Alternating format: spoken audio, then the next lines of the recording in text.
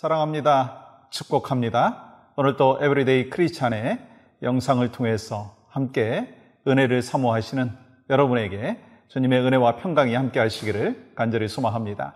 오늘 허락하여 주신 말씀은 마태복음 8장 14절에서 17절까지 말씀입니다. 예수께서 베드로의 집에 들어가사 그의 장모가 열병으로 앓아 누운 것을 보시고 그의 손을 만지시니 열병이 떠나가고 여인이 일어나서 예수께 수종들더라. 저물매 사람들이 귀신 들린 자를 많이 데리고 예수께 오거늘 예수께서 말씀으로 귀신들을 쫓아내시고 병든 자들을 다 고치시니 이는 선지자 이사야를 통하여 하신 말씀에 우리의 연약한 것을 친히 담당하시고 병을 짊어지셨도다 함을 이루려 하심이더라. 아멘.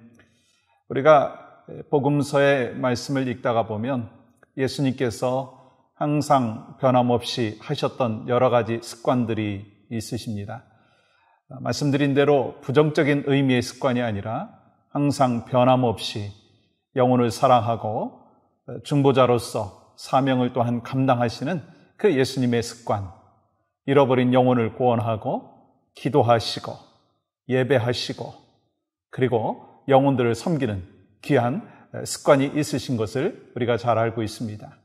특별히 저는요, 예수님의 습관 중에 하나는 사랑의 손길로 영혼들을 터치하셨다라고 하는 것입니다. 사실 그 당시로는요, 상상할 수 없는 일이었습니다. 예수님께서 사랑의 손길로 영혼들을 터치하는데 문둥병자를 터치하시잖아요. 죽은 시체를 터치하시잖아요. 그것은 당시에 문화로서는 할 수 없는 일이었습니다. 그런데 예수님께서는 그 영혼들, 그 지체들을 사랑하는 마음으로 터치하셨다라고 하는 것입니다. 그러면 왜 예수님께서 이 사랑의 손길로 터치를 하셨느냐? 그것은 이 예수님의 사랑의 표현 중에 하나이셨고 치유의 방법 중에 하나이셨다라고 하는 것입니다. 예수님께서 사랑의 손길로 다가갈 때 사람들은 치유를 경험한 것을 볼 수가 있습니다. 오늘 본문 이 마태복음 8장의 말씀에도 보면 예수님께서 이 베드로의 집에 들어갔을 때 장모가 열병으로 고생하고 있는 그 장면을 지켜보셨죠. 그리고 손을 대고 앓고 있는 그 베드로의 장모를 치유해 주시는 것을 볼 수가 있습니다.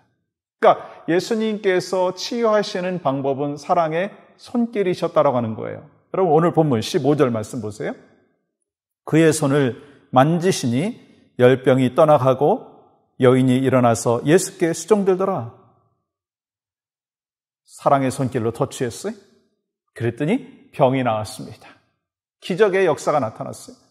이 마태는 이 사건이 바로 이사야 선지자의 예언이었다라고 하는 것을 오늘 본문 17절에서 기록하고 있습니다. 이는 선지자 이사야를 통하여 하신 말씀에 우리의 연약한 것을 친히 담당하시고 병을 짊어지셨도다 함을 이루려 하심이더라. 예수님의 사랑의 손길이 치유의 방법이셨다라고 하는 것입니다. 그렇다면 왜 예수님께서는 손길을 터치하심으로 사랑의 손길로 터치하심으로 치유의 방법을 선택했는가? 그것은요, 예수님의 그 손길은 인격과 인격이 만나는 귀한 도구였다라고 하는 것입니다. 인격과 인격이 만났다는 거예요. 이 마가복음 5장의 말씀에 보시면 12년 동안 혈우증 앓고 있었던 여인이 예수님께 다가와서 예수님의 옷자락을 터치하는 것을 볼 수가 있습니다. 성경은 여러분 이 여인이 예수님의 옷에 터치한 것, 옷자락에 손을 댔다라고 하는 것을 기록을 하고 있어요. 그때 예수님의 능력이 그 여인에게 흘러들어갔습니다. 그리고 고침받았어요.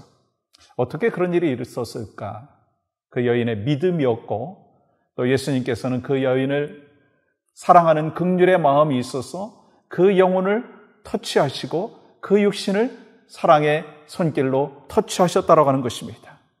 그리고 지금도 동일하게 주님의 사랑의 터치가 필요한 사람들이 있다라고 하는 것을 우리에게 지금도 말씀하고 있다는 거예요.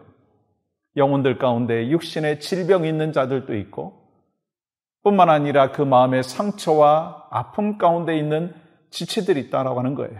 그러니까 예수님께서 나를 터치하여 주시고 사랑의 손길로 터치해 주셔서 내 영혼이 회복되게 하시고 고침받게 하셨듯이 나도 예수님의 능력을 힘입은 하나님의 사람으로서 사랑의 손길로 터치해야 된다라고 하는 것을 말씀하시는 것이죠.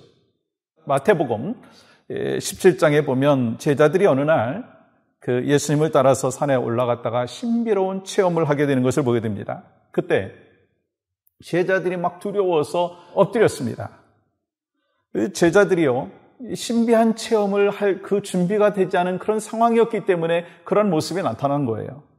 이때 주님이 뭐라고 말씀하십니까? 두려워하지 말라. 여러분 7절 보세요. 예수께서 나와 그들에게 손을 대시며 이르시되 일어나라 두려워하지 말라 하시니, 여러분 이 예수님께서 제자들에게 손을 대시면서 뭐라고 말씀하셨어요? 두려워하지 말라라고 말씀하셨다라는 거예요. 그랬을 때 어떤 일이 나타났습니까? 두려움이 끝났다라고 하는 거예요. 사실 여러분과 저도 살아가면서 많은 두려움이 있습니다. 아시듯이 또 경험하시듯이 이 코비드-19에 대한 그 두려움이 우리에게 또한 있잖아요. 또 요즘에 이제 성도님들께서 이 백신을 맞으시면서 나도 혹시 이 백신 맞아서 잘못된 그 후유증이 있지 않을까라고 하는 그 두려움도 있으시잖아요.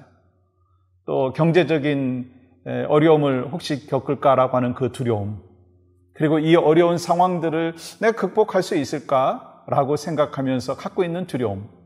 목회자인 저는 내가 이번 주에 설교를 잘 할 수 있을까? 은혜를 같이 나눌 수 있을까라고 하는 그 두려움이요, 솔직히 저에게도 있습니다. 그런데 주님께서 말씀하십니다. 두려워하지 말라. 사랑의 손길로 우리를 터치하시면서 두려워하지 말라. 그래서 여러분과 저는 항상 하나님의 말씀을 묵상하면서 하나님의 음성을 들으면서 삶의 현실은 두려울 수 있지만, 그러나 주님이 우리에게 말씀하실 때 네, 그렇습니다. 주님, 제가 두려워하지 않겠습니다. 담대함으로 나아가겠습니다. 왜요? 주님의 사랑의 터치가 있기 때문에. 여러분, 성경에서 가장 감동적으로 예수님의 손길을 경험한 사람들이 누구일까? 한번 전 생각을 해봤어요. 그런데 시각장애인이 아니었을까? 그런 생각을 해봐요. 왜냐하면 예수님께서 눈을 만지자마자 눈을 떴어요. 한 번도 세상을 보지 못했었는데 눈을 뜨고 세상을 볼 수 있는 귀한 기적의 역사를 경험하게 되었다고 하는 것입니다. 하늘을 나는 새들을 보고 아름다운 자연을 보았어요. 여러분, 이것이 누가 이루어 주신 기적입니까? 어떤 손길로 인해서 이러한 역사가 나타났습니까? 예수님의 사랑의 손길이었다는 것입니다. 예수님께서 그들을 보게 하셨으므로 그들은 볼 수가 있었어요. 근데요, 보게 하신 후에 예수님밖에 안 보였다는 거예요. 마태복음 17장 8절 말씀 보세요. 제자들이 눈을 들고 보매 오직 예수 외에는 아무도 보이지 아니하더라. 그러니까 눈을 뜨고 보니까 예수님만이 소망이고 예수님만이 생명이고 예수님만이 진리고 예수님만이 모든 것을 해결하실 수 있는 분이라고 하는 눈을 뜨게 됐다는 거예요. 사실 여러분과 저도 영적인 소경이었지만 주님이 눈을 뜨게 하심으로 인해서 바로 예수님만이 소망이고 예수님만이 능력이고 예수님만이 구원의 길이다라고 하는 것을 우리가 늘 경험하고 또한 기억하고 있지 않습니까? 이런 경험을 엠마오로 가는 두 제자도 했어요. 누가복음 24장 31절 말씀 보시면 그들이 눈이 밝아져 그인 줄 알아보더니 예수는 그들에게 보이지 아니하시는지라. 도대체 무슨 일이 일어났습니까? 말씀 그대로 마음의 터치함을 경험했다는 거예요. 성령의 감동의 역사가 있었다라고 하는 것입니다. 그런 순간 눈이 열렸다는 거예요. 여러분과 저도 예수님의 사랑의 터치, 사랑의 손길을 이미 경험했어요. 아멘이시죠?